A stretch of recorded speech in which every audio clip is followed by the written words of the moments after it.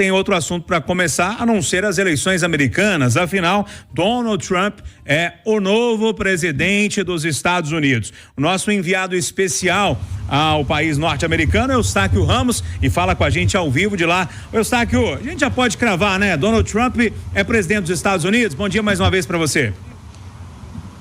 Muito bom dia mais uma vez para você, Júnior Moreira. Aqui nos acompanha na Itatiaia, o Eduardo, o Marcelo, o William. 8h45 aí no Brasil, 6h45 aqui nos Estados Unidos. Donald Trump é o próximo presidente dos Estados Unidos, vai assumir no dia 25 de janeiro. É porque o processo eleitoral aqui, o sistema eleitoral americano, ele é muito complexo, né? Essa vitória que já está confirmada, com 277 votos no colégio eleitoral para Donald Trump, o mínimo era 370, essa vitória ela é anunciada por projeções que são feitas por estudiosos, por especialistas, a pedido de meios de comunicação e a pedido de institutos. Ela não é oficial, ela não é do poder público, não é da Justiça Eleitoral americana, mas ela é aceita pela sociedade americana há muitos anos. E depois o resultado sempre é confirmado pela Justiça Eleitoral. Então, Donald Trump está eleito, ele já fez o seu discurso de vitória, já foi cumprimentado por vários líderes mundiais, entre eles o presidente da França, Emmanuel Macron, o presidente da Ucrânia, Volodymyr Zelensky, o primeiro-ministro de Israel, Benjamin Netanyahu, o primeiro-ministro inglês, Keir Starmer, também a primeira-ministra da Itália, Giorgia Meloni, secretário-geral da OTAN, Organização do Tratado do Atlântico Norte, que é a Aliança Militar do Ocidente, Mark Rutte, foi cumprimentado também pela presidente da Comissão Europeia, Ursula von der Leyen. Então, assim, a vitória dele já está reconhecida pelo mundo, né? A candidata derrotada, Kamala Harris, ainda não se pronunciou, ainda não admitiu a derrota, ainda não ligou para Donald Trump, ela não fez um pronunciamento, uma entrevista coletiva durante a madrugada, ao contrário de Trump, que lá em Palm Beach, na Flórida, fez já o seu discurso de vitória, mesmo antes dos 270 votos dos delegados, ele tinha 267 e já fez o discurso de vitória, mas era impossível Kamala Harris reverter o quadro.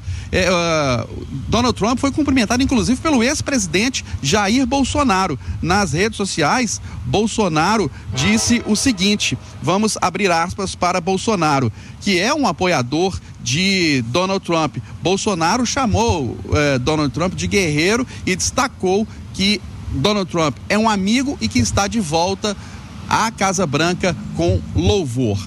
Bom, aqui nos Estados Unidos, desta vez, Donald Trump ganhou junto aos delegados eleitorais, que tem em todos os estados, e ganhou também o voto popular. Porque na eleição de 2016, ele ganhou mesmo não tendo a maioria dos votos da população. Em 2016, a então candidata Hillary Clinton, do Partido Democrata, ela teve 3 milhões de votos à frente de Donald Trump. Mas no colégio eleitoral, Donald Trump venceu e reverteu essa situação. Desta vez, Donald Trump venceu junto aos eleitores e junto ao colégio eleitoral. Só para o ouvinte da Itatiaia ter uma ideia, Donald Trump teve nesta eleição até agora 71 milhões de votos, o que corresponde a 51%. Kamala Harris, 66.151.000 votos, o que corresponde a 47,5%. Houve essa diferença aí de cerca de 3-4 pontos percentuais, diferente do que as pesquisas mostravam. As pesquisas mostravam um empate absoluto, 47-47, 47-46, e houve uma diferença de 3 pontos percentuais. Mas uma eleição absolutamente acirrada, né? Donald Trump venceu com larga vantagem junto aos delegados eleitorais, mas na população houve uma diferença de 3 pontos percentuais, não foi uma vitória esmagadora de Donald Trump, que em seu discurso de vitória durante a madrugada, que a gente transmitiu ao vivo no Café com Notícia, com transmissão, tradução simultânea do nosso canal da CNN aqui no Brasil, nós transmitimos ao vivo no Café com Notícia, Donald Trump disse que vai cumprir todas as promessas de campanha, entre elas o fechamento das fronteiras, dificultar a entrada de imigrantes no país. Diz que vai reduzir os juros, destacou que Deus o salvou naquele atentado na Pensilvânia, em que ele tomou um tiro na orelha, disse que Deus o salvou para que ele salvasse os Estados Unidos, disse também que vai, como eu falei, reduzir os juros, e também ele falou que vai trabalhar para recuperar os Estados Unidos, recuperar o país. E por isso, até no final, houve um destaque de Donald Trump adotar um tom conciliador, porque a disputa foi muito acirrada, o país ficou literalmente dividido, mas ao final do seu discurso, Donald Trump pregou que essas divergências fiquem para trás, que agora os americanos se unam para recuperar o país. Viu, Júnior Moreira, integrantes, colegas da bancada? Obrigado, Eustáquio Ramos, falando ao vivo dos Estados Unidos, com a vitória, então, de Donald Trump para comandar os Estados Unidos nos próximos anos. Eduardo Costa, te dando bom dia e dizendo que Donald Trump venceu e venceu bem, hein? Venceu, bom dia a todos, venceu de forma incontestável, parabéns ao Eustáquio pelo trabalho, parabéns ao Trump pela vitória, à direita mundial pela vitória, meus pêsames aos pobres latinos americanos que querem viver o sonho americano porque não vão ter chance daqui para frente, e meus cumprimentos ao Marcelo da Fonseca, que acertou lá atrás quando disse que o Trump ia ganhar. Eu falei, a Câmara vai ganhar. Eu erro todas, Júnior. Marcelo, você acertou mais uma aí, é isso? Bom dia. Bom dia, Júnior, bom dia, amigos, conversa, bom dia, ouvintes. É porque eu lembro que a gente tinha falado que a Câmara, ela não era nem o plano A do Partido Democratas. E quando você não tem o plano A e aí você joga o plano B, é muito difícil que esse plano B dê certo, né? É muito difícil que o plano B, que o eleitor veja o plano B como uma solução. Agora é curioso, né, Júnior? É interessante que a direita ganhando, agora a gente não vê nenhuma contestação às urnas lá, a votação, né? Não tem nenhuma alegação de fraude. A direita podia ser assim na vitória, mas podia ser assim na derrota também. E aí desejar os parabéns pro Trump, tomara que ele faça um bom governo e tomara que ele consiga também pacificar um pouco esse clima, né, polarizado e de raiva que está nos Estados Unidos. Ô Rita Mudinha, leitura econômica aí com a vitória de Trump, bom dia. Bom dia, Júnior. A vitória dele foi em cima da economia. Quando ele fez o discurso dele ontem, ele foi muito cirúrgico. Ele falou que o mandato dele seria exercido de uma forma extremamente simples. Ele fez promessas e essas promessas serão cumpridas. Quais as promessas? Diminuir a dívida. Esse aumento da dívida foi muito forte por causa das crises que o Barack Obama passou lá em 2008. Depois nós tivemos a pandemia, que ele começou a enfrentar, né, e passou o bastão para o Joe Biden. A dívida americana, a crise, os Estados Unidos vive uma crise fiscal.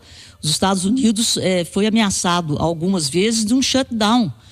Se o Congresso não conseguisse aumentar o limite do endividamento. Então, ele prometeu diminuir a dívida, ou seja, combater a crise fiscal, que isso seja, vou repetir, crise fiscal, prometeu diminuir impostos para aumentar o poder de compra do cidadão, a capacidade de investimento das empresas e, consequentemente, com isso, melhorar a qualidade de vida do trabalhador. E, por isso, forma que os democratas não estão entendendo ainda o voto dos negros, o voto dos latinos e o voto dos jovens, porque ele apresentou um plano de governo crível, através, repito, da diminuição de impostos, da proteção ou do fortalecimento da economia americana e desse combate à crise fiscal, além de combater a imigração ilegal. Ele deixou isso bem claro. E achei interessante que ele não citou a Kamala Harris e, de novo, colocou na economia e no trabalho dele, no planejamento do governo dele, a capacidade de unir de novo os Estados Unidos. Ele falou que os americanos serão unidos de novo pelo sucesso da sua gestão. E aí, William Travassos, para a gente arrematar a eleição americana. Bom dia para você. O mundo está ficando cada vez mais perigoso, né? E nós vamos entrar nessa onda conservadora e de mais polarização. Quando eu vejo o Trump falando, né, vamos ajudar o nosso país a se curar, eu lembrei do filme do Stallone, década de 80, quando ele entra no mercado, tem um bandido com um refém e ele fala pro bandido, o bandido fala pra ele, eu vou explodir essa pessoa. Ele fala o seguinte, eu não faço compras aqui, não tô nem aí. E ele joga uma faca no bandido e atira e diz pro bandido o seguinte, você é a doença e eu sou a cura. Esse tipo de messianismo, né, onde eu vou resolver tudo, a gente tem que olhar o contexto do mapa geopolítico e aí você vai enxergar, né? É claro, tivemos o governo fraco do Biden, mas se olha para o Oriente Médio, o que vai acontecer? Qual é o posicionamento dos Estados Unidos em relação ao Oriente Médio? Guerra da Ucrânia, a gente promete aí um fortalecimento, porque o governo americano tem um interesse em função das suas indústrias, que as indústrias, a indústria bélica americana é a maior do mundo, uma das maiores do mundo. Você tem a taxação dos produtos da China, então a relação comercial vai ficar mais tensa. Aqui no Brasil, a gente tem agora, ganhando o conservador, uma onda em função, e isso vai se fortalecer em função da anistia, tentando colocar Bolsonaro elegível para 2026, e não tenha dúvidas que isso vai ganhar forças e nós vamos ter mais polarização no mundo. Então, assim, claro, foi uma escolha do governo americano, do povo americano. A imigração é um problema sério, você não pode esquecer essas pessoas, e a gente vai ter muita tensão. Então, assim, pode se preparar, porque a gente vai entrar numa onda de muita polarização, de muita luta. Ô William, mas só uma informação, o Trump, né, ele é muito crítico aos gastos dos americanos em outros países. Por exemplo, ele criticou muito o governo Biden de estar financiando a Ucrânia, né? Ele é contra a OTAN, ele já fez vários discursos falando que os Estados Unidos tem que pensar mais internamente e menos nos outros países. Então, talvez esse gasto na guerra da Ucrânia possa até diminuir. Talvez o presidente lá da Ucrânia que vai ter ficado bastante preocupado. Agora, no Brasil, realmente é uma questão que a gente precisa avaliar, né? O presidente Lula, ele declarou voto na Kamala Harris, né? Falou que esperava que ela ganhasse, e agora, já que o povo americano escolheu outro caminho, tomara que o presidente Lula use as redes sociais para aceitar a vitória do Trump, né? E tente construir uma ponte. Porque, independente do Trump ou da Câmara, o Brasil precisa negociar com os Estados Unidos, né? O terceiro maior partido comercial. Então não dá para essa polarização atrapalhar essas relações.